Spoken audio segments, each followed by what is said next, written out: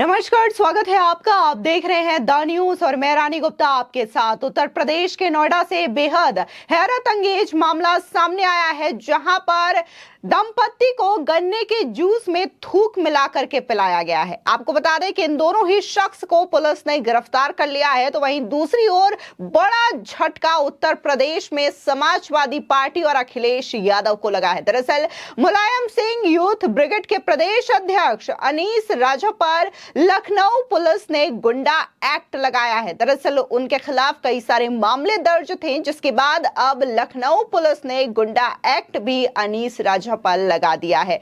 अनीस राजा Mulayam Singh youth brigade के प्रदेश अध्यक्ष हैं और इसी के साथ ही अखिलेश यादव के बेहद करीबी भी बताए जाते हैं, जिसकी वजह से यह समाजवादी पार्टी और अखिलेश यादव दोनों के लिए ही बड़ा झटका माना जा रहा है।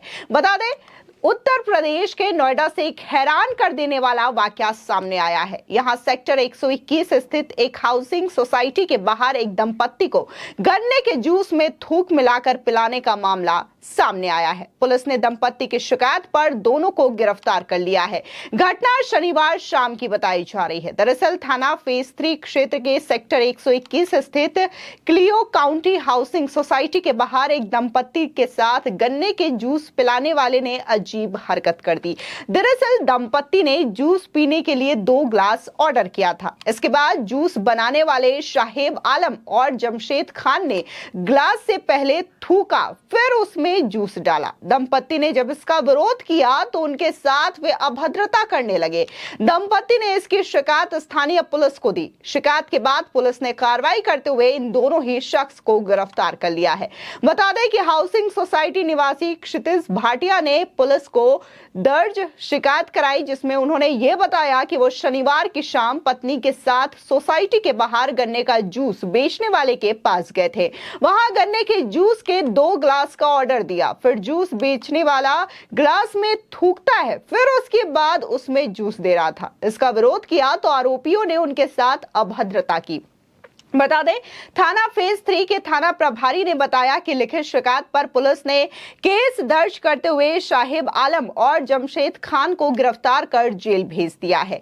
दोनों आरोपी मूल रूप से बहराइच के रहने वाले हैं। नोएडा में रहकर गन्ने के जूस का ठेला लगाते हैं। खैर, जिस तरीके से यह मामला सामने आया है, ये बेहद घिनौना मामला भी बताया जा रहा है। वहीं दूसरी ओर बात करें तो कमिश्नरेट पुलिस ने मुलायम सिंह यूथ ब्रिगेड के प्रदेश अध्यक्ष अनीस राजा पर गुंडा एक्ट की कार्रवाई की है। दरअसल संयुक्त पुलिस आयुक्त कानून एवं व्यवस्था उपेंद्र कुमार अग्रवाल ने कार्रवाई के लिए नोटिस जारी कर दिया है। अनीस राजा पर शहर के अलग अलग थानों में 9 आपराधिक मुकदमे दर्ज हैं। पुलिस की ओर से बताया गया है कि आलमबाग के गढ़ी कनौरा आरती नगर निवासी अनीस दबंग, मनबड़ और आपराधिक प्रवृत्ति का व्यक्ति है। इसके खिलाफ सरकारी कर्मचारी व सरकारी कामों में बाधा डालने के कई मामले दर्ज हैं। आपराधिक कार्यों के कारण लोगों के बीच में काफी डर है।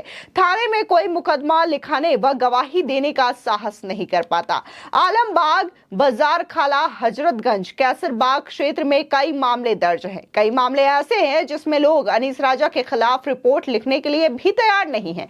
9 जून 2022 को रात 10:30 बजे अनीस राजा ने अपने पड़ोसी मोहम्मद सारिक से गाली गलौज व मारपीट की थी, जिसको बचाने उसका परिवार आया तो उनको भी अपने साथियों के साथ मिलकर मारा पीटा था। इसके बाद जान से मारने की धमकी देकर वहां से वो फरार हो गया था। वहीं 13 जून 2022 शाम 4:30 बजे महानगर सपा अध्यक्ष सुशील दीक्षित के साथ मिलकर अपने 40-50 सहयोगियों को लेकर ऐशबाग चौकी का गेट जाम कर धरना प्रदर्शन व नारेबाजी भी किया था। अनीस ने सोशल मीडिया साइट एक्स पर पोस्ट डाला कि लखनऊ पुलिस की कार्रवाई के बाद मुलायम सिंह यादव यूथ ब्रिगेड के प्रदेश अध्यक्ष अनीस राजा ने फेसबुक और एक्स पर पोस्ट किया, लिखा, लोकसभा चुनाव में मिली हार और डरी हुई भाजपा सरकार की बौखलाहट का एक और प्रमाण। मुकदमे चाहे जितने लगा दो, संघर्ष रुकने वाला नहीं है। खैर, जिस तरीके की बात यहाँ पर अनीस राजा की ओर से की गई है कि ये जो कार्रवाई है वो इस वजह से हुई है क्योंकि उत्तर प्रदेश में बीजेपी का प्रदर्शन अच्छा नहीं रहा, जिसकी वजह से पुलिस बल का इस्तेमाल उनके खिलाफ किया जा रहा है। लेकिन अगर हम पुलिस की रिपोर्ट में देखें तो कई सारे मामले दर्ज है। ये गुंडा एक्ट इम्पैक्ट जो है अभी के मामलों की वजह से नहीं लगा है, बल्कि जिस तरीके से लखनऊ और आसपास के एरिया में अनीस राजा के खिलाफ मुकदमे दर्ज रहे, जैसे वो लोगों को डराता धमकाता है, उसकी वजह से ये मामले दर्ज किए गए हैं। क्योंकि वहां पर तो ऐसे भी कई सारे लोग हैं जो कि डर की वजह से पुलिस के पास नहीं पहुंच पाते और उसके खिलाफ शिकायत नहीं लिखवा पाते। अब ऐसे में जब लखनऊ पुलिस की ओर से यह कार्रवाई की गई, अनीस राजा पर गुंडा एक्ट के तहत एक्शन लिया गया, तो वो ये कह रहा है कि यह कार्रवाई दरअसल यूपी में मिली करारी हार की वजह से बीजेपी ने की है।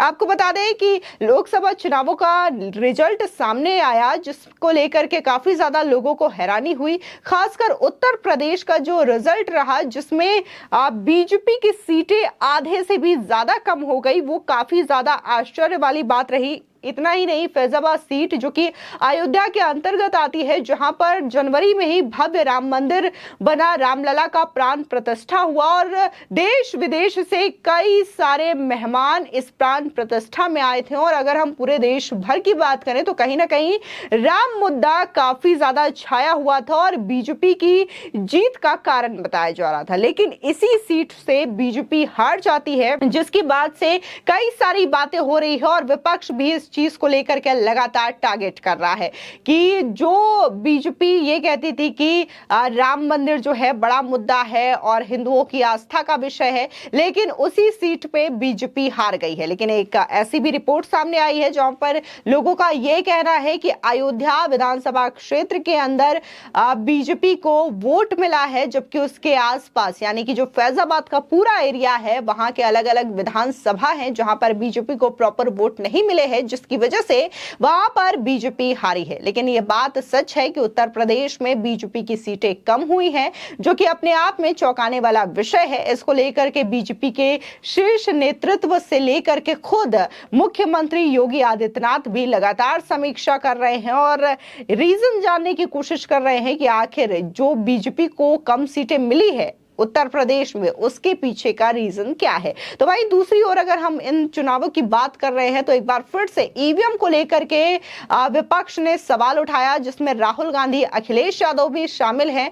राहुल गांधी ने तो सीधे ईवीएम को ब्लैक बॉक्स ही करार दे दिया और जिस रिपोर्ट के आधार पर राहुल गांधी ये सवाल उठा रहे थे, बाद में पता चलता है कि वो रिपोर्ट ही फर्जी है, वो अखबार ने जो खबर छापी वो ही गलत है और इसको लेकर के बाकायदा इलेक्शन कमीशन की ओर से इन पूरे आरोपों को खारिज कर दिया गया और यह कहा गया कि ईवीएम हैक नहीं किया जा सकता, ये किसी भी डिवाइस से कनेक्ट नहीं हो सकता और इतना ही नहीं, इसमें किसी भी तरीके की ओटीपी की आवश्यकता नहीं होती। तो ये तमाम चीजें जो रही, जो बार बार विपक्ष ईवीएम को लेकर के सवाल उठा रहा था, उसको एक बार फिर से इलेक्शन कमीशन की ओर से खारिज कर दिया गया है। लेकिन जिस तरीके से समाजवादी पार्टी हो या फिर इंडिया अलायंस के तमाम दल हो, अभी भी नतीजे आ चुके हैं, सरकार बन चुकी है, तीसरी बार प्रधानमंत्री के तौर पर नरेंद्र मोदी शपथ ग्रहण कर चुके हैं, मंत्रिमंडल का पूरा विस्तार हो चुका है और अपने अपने कार्यभार यहां पर मंत्रियों ने संभाल रखे हैं। प्रधानमंत्री मोदी ने तो बाकायदा पहले ही विदेश दौरे भी कर लिए हैं, लेकिन इसके बावजूद अभी भी विपक्ष ये मानने को तैयार नहीं है